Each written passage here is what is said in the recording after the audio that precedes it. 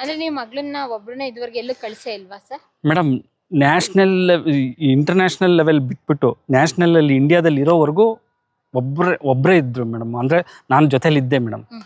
India ಒಳಗಡೆ national tournament ಅಲ್ಲೆಲ್ಲ ನೀವು ಇದ್ವಿ ಮೇಡಮ್. ಇಂಟರ್ನ್ಯಾಷನಲ್ ಲೆವೆಲ್ ಅಂತ ಬಂದಾಗ ನನಗೆ ಖರ್ಚು ವೆಚ್ಚ ಆಟೋಮೆಟಿಕ್ ಆಗಿ ನಿಮಗೆ ಗೊತ್ತು ಮೇಡಮ್, 2.5 3 ಲಕ್ಷ ಆಗುತ್ತೆ. ಆವಾಗ ಎಲ್ಲಾನು ನಾನು ಹೋದ್ರೆ ಡಬಲ್ ಆಗುತ್ತೆ. ಅದೇ ಅಮೌಂಟ್ ಇದ್ರೆ ನಾನು ಇನ್ನೊಂದು ಟೂರ್ನಮೆಂಟ್ ಆಡಿಸ್ಬೋದು ಅವಳಿಗೆ. ಅದನ್ನ ಯೋಚನೆ ಮಾಡಿದೆ ಮೇಡಮ್.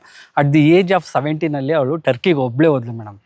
ಅಷ್ಟು ಧೈರ್ಯ ಎಲ್ಲ ಬಂತ ಸರ್ ಅವಾಗ? ಯಾಕೆಂದ್ರೆ ಅಪ್ಪ ಮುದ್ದಿನ ಮಗಳನ್ನ ಎಲ್ಲೇ ಹೋದ್ರು ಕರ್ಕೊಂಡ್ ಬರ್ತಾ ಇದ್ರು, ಅವಳಿಗೆ ಬೆನ್ನೆಲ್ಲ ಬ್ಯಾಗ್ ನಿಂತಿದ್ರಿ. ಟರ್ಕಿಗೆ ಹೋಗ್ಬೇಕು ಅಂತ ಹೇಳಿದಾಗ ಒಬ್ಳೆ ಹೋಗೋಷ್ಟು ಮೆಂಟಲಿ ಪ್ರಿಪೇರ್ ಆಗಿದ ಮೇಡಮ್? ಪ್ರಿಪೇರ್ ಆಗಿದ್ಲು. ಅವಳು ಗಾಡ್ ಗಿಫ್ಟೇ ಮೇಡಮ್ ನಮ್ಗೆ. ಅದು ಇವರು ವೀಸಾನು ಕೊಡ್ಲಿಲ್ಲ ಮೇಡಮ್, ಟರ್ಕಿ ಅವರು. ಯಾಕೆಂದ್ರೆ ಅವಳು ಅಂಡರ್ 17 ಇದ್ದಾಳೆ, 18+ ಆಗಿರ್ಬೇಕು. ಏನಾದ್ರೂ ಹೆಚ್ಚು ಕಮ್ಮಿ ಆದ್ರೆ ನಮಗ್ ಗೊತ್ತಿಲ್ಲ, ನಾವು ಅದಕ್ಕೆ ಜವಾಬ್ದಾರಲ್ಲ. ಒಂದು ಲೆಟರ್ ಕೊಡಿ, ಲೆಟರ್ ಕೊಟ್ರೆ ಮಾತ್ರ ನಿಮ್ಗೆ ವೀಸಾ ಕೊಡ್ತೀವಿ ಅಂದ್ರೆ ಮೇಡಮ್ ಪೇರೆಂಟ್ಸ್ ಕಡೆಯಿಂದ. ಹೋಗಿಲ್ಲ, ಅಂಡರ್ 18 ಒಳಗಡೆ.